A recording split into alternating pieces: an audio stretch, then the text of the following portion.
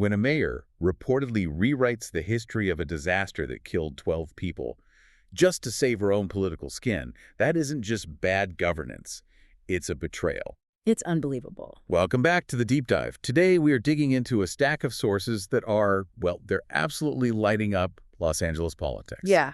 We're talking about the mayor, the fire department, and a scandal that's already being called Firegate. Firegate is exactly the right word for it. We're looking at allegations that just surfaced on February 4th, 2026. Just a couple days ago. Right. And they're claiming that Mayor Karen Bass's office directed the watering down of an official after-action report.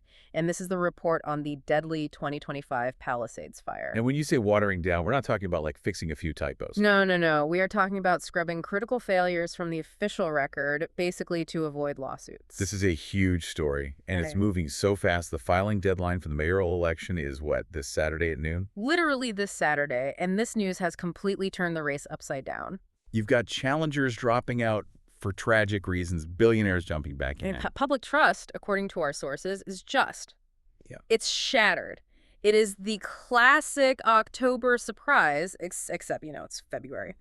And the stakes couldn't be higher. So let's start with the accusation itself. We've got reports here from the LA Times, PJ Media, insider sources, all saying Mayor Bass basically held this report hostage. Right, that's the core of it. The mayor's office gets a draft of this after-action report. This is the document that's supposed to tell us what went wrong so we don't repeat it. So we learn from it. So we learn. But sources say Bass wouldn't release it until the bad stuff was deleted. Okay, let me play devil's advocate for a second. Every boss reviews reports, right? Yeah. Is it possible she was just, editing? Her office claims she was just checking for weather and budget accuracy. Well, if that were true, the changes would look very, very different. But let's actually look at the edits. This is what we're calling the anatomy of a cover-up. In the original draft, there was a section titled Failures.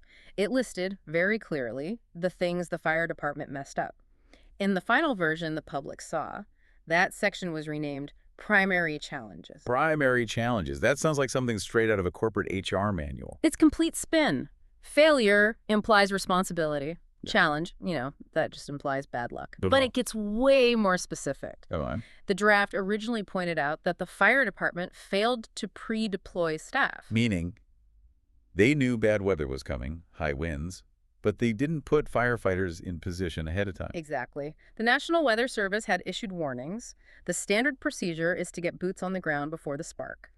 The draft said the department failed to do this. And the final report, the one Bass's office allegedly scrubbed. It said the deployment went above and beyond. Wait, hold on. So the draft said you failed to do your job, and the final report said you did an amazing job. I mean, that's not editing. That's a lie. That is completely rewriting history, and it gets worse. The draft noted that fire crews were waiting over an hour just to get an assignment. And an hour. An hour. Imagine your house is burning, the fire trucks are nearby, but they're just sitting there for 60 minutes because leadership is paralyzed. The draft documented it. The final report deleted it. Why would you delete that? I mean, if you want to fix the system, don't you need to know the dispatch system is broken? You only delete that if your goal isn't to fix the system. Your goal is to protect the administration from liability. Oh. And that's the key. Sources are saying Baez explicitly told the interim fire chief, a guy named Ronnie Villanueva, that the unvarnished truth would expose the city to lawsuits. So she was just worried about getting sued. The money. The checkbook and the optics, yeah. If you admit in a government document that you violated national safety guidelines, which the draft also said they did, you're basically writing the closing argument for the plaintiff's lawyers. So to save the city money or to save her own reputation, the allegation is she just erased the negligence. That's the allegation. But at what cost? That's the real question. If you erase the mistake, you guarantee you won't learn from it. You're just setting yourself up for the next time. Precisely. This is prioritizing liability over learning. And when you do that with emergency services, you are guaranteeing that the next time the Santa Ana winds blow, the same mistakes will happen. I want to pause on the politics for a second, just remind everyone about the actual event. We're throwing around terms like report and draft, but the Palisades Fire on January 7th, 2025. It was an absolute nightmare. It was a catastrophe. And to understand why this cover-up is so offensive, you have to understand the scale of that failure. 12 people died. 12 people. 12 citizens of Los Angeles who would probably be alive if things had been handled differently. And the destruction was just, I'm looking at the numbers, over 6,800 structures destroyed. Some estimates go as high as 16,000. We're talking about whole neighborhoods just wiped off the map. The financial damage is estimated at $150 billion.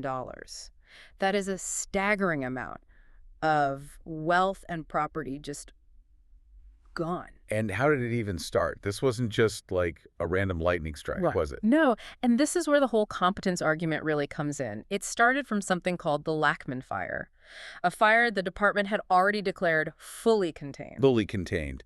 To me, that means it's over. It's done. Right. It means they put a circle around it and said, this isn't going anywhere. But they were wrong. They walked away, or at least they dropped their guard. Then the winds kicked up, which, again, they knew were coming, and the fire jumped the line. It reignited. That's a massive failure of judgment. Yeah. It sounds like pure complacency. It's complacency, but it wasn't just bad judgment on the fire line. The infrastructure itself failed. We have to talk about the water. The Department of Water and Power. I read this in the notes and I had to read it twice. Firefighters were running out of water in Los Angeles. In one of the richest cities in the world, yes.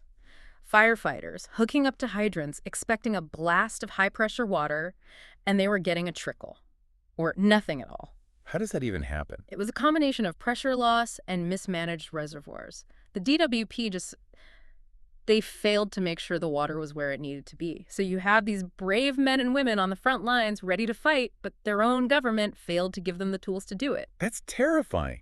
You pay your taxes, you expect the basics, water works, fire trucks show up, that's the contract. And that contract was broken, and that's why the edit matters so much, because if the report had honestly said, our water system failed and our judgment was wrong, you could fire people and fix the pipes. But if the report says, we went above and beyond, then nothing changes. You just wait for the next fire. Which brings us back to the political angle. Because while all this was happening, the dry hydrants, the neighborhoods burning, where was the leadership? Where was Mayor Bass? She was in Ghana. Ghana, as in the country in Africa. Yes. She was on a trip while her city was facing one of the worst disasters in its history. And look, officials travel, I get it. But the optics of being thousands of miles away while your city burns, it paints a very clear picture of absentee leadership.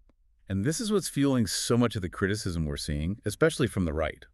Sources like PG Media are not holding back. They're using terms like bumbling incompetence. They are, and they're using the word retconning. It's a term from, comic books where you change the backstory to fit the new narrative. They're accusing Bass of retconning real life. And it's not just conservative media, is it? This has caught the attention of the U.S. Senate. That's right. Senators Rick Scott and Ron Johnson have launched an investigation, but they're looking at something very specific. They're probing whether DEI hiring policies were a factor. DEI, diversity, equity, and inclusion. So connect the dots for us. How does a hiring policy lead to a dry fire hydrant? Well, the argument is about competence. The question the senators are asking is this.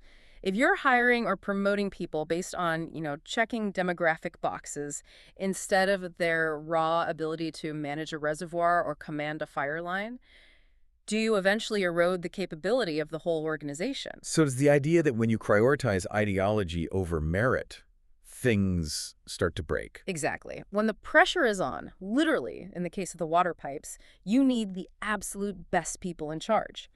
And the suspicion is that LE didn't have the best people. They had the right people, according to some political scorecard, and the result was chaos. And now you have opponents, like Spencer Pratt, who's running for mayor.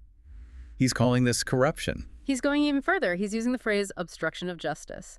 And if you think about it, it's a valid question. If you alter an official government document to hide negligence, specifically to avoid a lawsuit, that sounds a lot like tampering with evidence. Yeah. If a CEO of a car company hid a report showing their brakes didn't work, they'd be in handcuffs. 100%. The DOJ would be knocking down their door. But in City Hall, they just call it public relations. So let's talk about the fallout. This Saturday is the filing deadline. The political landscape in LA has just been shaken like an earthquake in the last 48 hours. It's total chaos. First, you have Austin Butner, a major challenger to Bass, very critical of all this. He dropped out of the race on February 5th. That was for a tragic reason, right? Yes, his daughter passed away, just a heartbreaking situation. And he stepped out to be with his family, which is completely understandable, but politically, that left a huge vacuum. And nature abhors a vacuum. So who's stepping in? Rick Caruso, Okay, for our listeners outside of LA, tell us about Rick Caruso. billionaire real estate developer. He built these famous outdoor malls, the Grove, the Americana. He's known for clean, safe, well-run properties. He ran against Bass in 2022. Right. He spent over $100 million of his own money and barely lost. His whole platform was law and order, clean up the streets, competence over ideology. And he was supposed to be sitting this one out. He was, until this week, until Firegate. Now, sources say he is reconsidering, specifically because of this scandal. He put out a statement calling it a complete loss of public trust and beyond unacceptable. It seems like this scandal was tailor-made for him.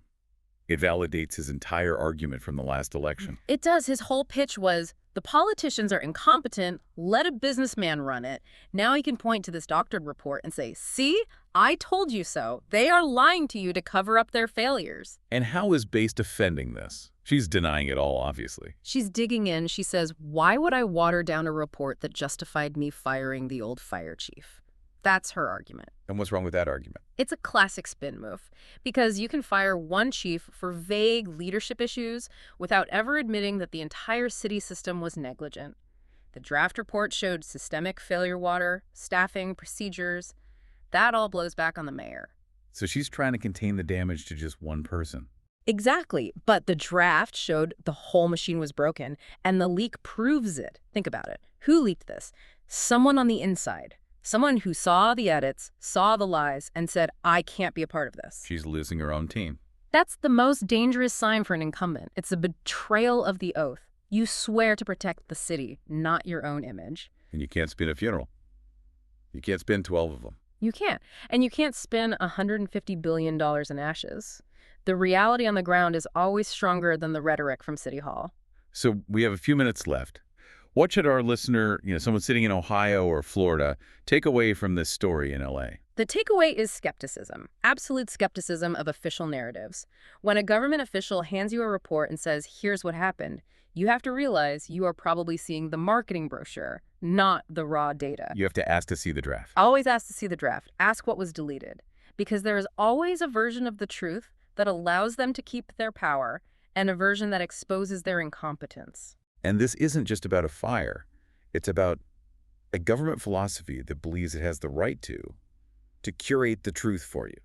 And that's a scary thought. It makes you wonder about everything else. It should. If they are willing to scrub the record on a massive, visible disaster that killed 12 people, what are they doing with the things you can't see? What are they doing with the homelessness budget? What are they doing with the crime statistics? If they lie about the big stuff, they're definitely lying about the small stuff. And probably the other big stuff, too. Well, the clock is ticking. Saturday at noon is the deadline. Yeah. We will all be watching to see if Rick Caruso actually jumps in. If he does, this becomes a brawl. It's going to be a battle for the soul of the city. And for the first time in a long time, the incumbent looks very, very vulnerable. We'll leave it there. Thanks for listening to The Deep Dive. Keep your eyes open, and don't believe the first draft or the final report without asking some hard questions. Catch you next time.